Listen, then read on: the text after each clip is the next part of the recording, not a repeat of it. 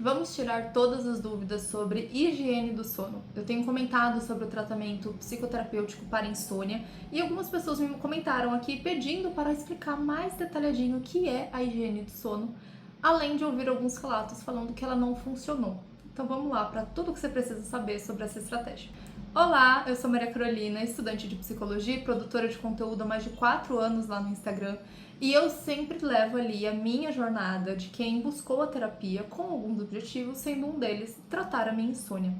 Eu sofro com insônia há alguns anos já e foi algo que a terapia, assim, resolveu de uma forma incrível na minha vida. Hoje eu já consigo ver quando eu tô ali para começar a sofrer com o meu sono e eu já sei o que eu preciso fazer, como que eu posso lidar com tudo isso para voltar a dormir bem. Eu já sei aqueles hábitos que mais me atrapalham e os hábitos que mais me ajudam nisso tudo. E é isso que a gente vai fazendo ali depois da alta terapêutica. A gente vai mantendo as estratégias que a gente aprendeu para conseguir seguir a vida apesar das nossas dificuldades. Quando a gente fala de higiene do sono, a gente está falando de um conjunto de rituais, um conjunto de hábitos que a gente vai aplicar no nosso dia a dia para conseguir ter noites melhores. A gente já tem aqui alguns vídeos, eu vou deixar todos eles linkados aqui para vocês, mas a grande ideia aqui é a gente realmente criar essa rotina. Quando a gente pensa, por exemplo, no momento que a gente acorda, muito provavelmente você é uma pessoa que acorda e sempre faz as mesmas coisas.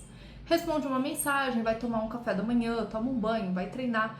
Você tem aquele conjunto de estratégias em que você vai aplicando para falar para o seu cérebro, olha, estamos acordados, temos coisas para fazer. A ideia da higiene do sono é justamente a gente fazer o oposto disso. É a gente conseguir pegar essas estratégias e aplicá-las de uma forma que a gente vai sinalizar para o nosso cérebro que nós terminamos o que temos para fazer e agora é hora de ir desligar. Não preciso nem dizer que a gente está vivendo aqui uma rotina muito corrida, muito agitada, muitas vezes muito ansiogênica, então a gente precisa realmente sinalizar para o nosso cérebro. É muito comum a gente ver pessoas que falam que antigamente as pessoas não precisavam, justamente porque antigamente elas estavam em outro ritmo de vida. Hoje em dia isso aqui pode ser essencial para sua vida, assim como é para minha. Então vamos lá. O que a gente coloca ali numa higiene do sono? De forma geral, você vai personalizar a sua, mas existem alguns passos, algumas coisinhas que a gente fala assim que são meio que padrão para todo mundo. Uma delas, por exemplo, é o uso da luz amarela ao invés da luz branca. A luz amarela e assim o máximo que você puder deixar dela assim realmente bem fraquinha vai ser essencial para já ir criando aquele ambiente de relaxamento. É um ambiente que tem menos estímulo, um ambiente mais aquecidinho assim e que traz uma ideia de proteção para o seu cérebro. Isso é fundamental para que ele não fique naquele estado de alerta. Que eu sempre gosto de dar alguns exemplos, como por exemplo em mercados, em shoppings muitas vezes, em hospitais, as luzes são sempre brancas, justamente porque elas ligam mais o nosso cérebro do que a luz amarela. Outra estratégia que é muito boa é a questão de evitar o uso de telas ali 1-2 horas antes de você ir dormir. Isso aqui é um pouco complicado porque muitas pessoas têm aquela ideia de levar o celular para a cama, de ficar rolando o feed e dizem que isso funciona para ajudar ali a pegar no sono. A verdade é que se a gente for olhar as questões neurobiológicas do seu cérebro, não está ajudando, você só está criando um problema a longo prazo. A ideia, assim, realmente o essencial é você nem levar o celular para a cama. Se for levar, você ter essa consciência de que você não pode fazer uso dele ali 1-2 horas antes de ir dormir. O celular, assim como a luz branca, ele vai trazer essa ideia de deixar o seu cérebro mais agitado. Ficar rolando o feed infinitamente é uma grande forma de ficar estimulando o seu cérebro e criando coisas para ele raciocinar ali, para ele processar essas informações. Tudo isso prejudica, sim, e muito o seu sono. E aí a gente vai para o próximo passo. Não vou usar celular, não vou usar telas, então o que eu faço nesse momento?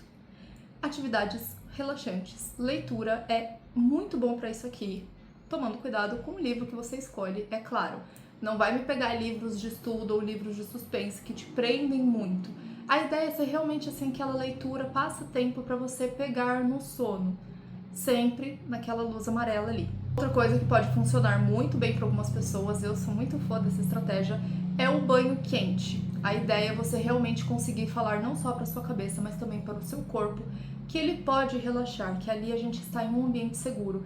E aos poucos o seu corpo vai fazer o caminho inverso, de sinalizar para o seu cérebro que está tudo bem, que você pode descansar. Além disso, a higiene do sono traz uma estratégia que muitas pessoas deixam passar batido, mas se você tem insônia como eu, é sim muito importante que você se atente a isso, que é usar a cama apenas para dormir e ter relações sexuais.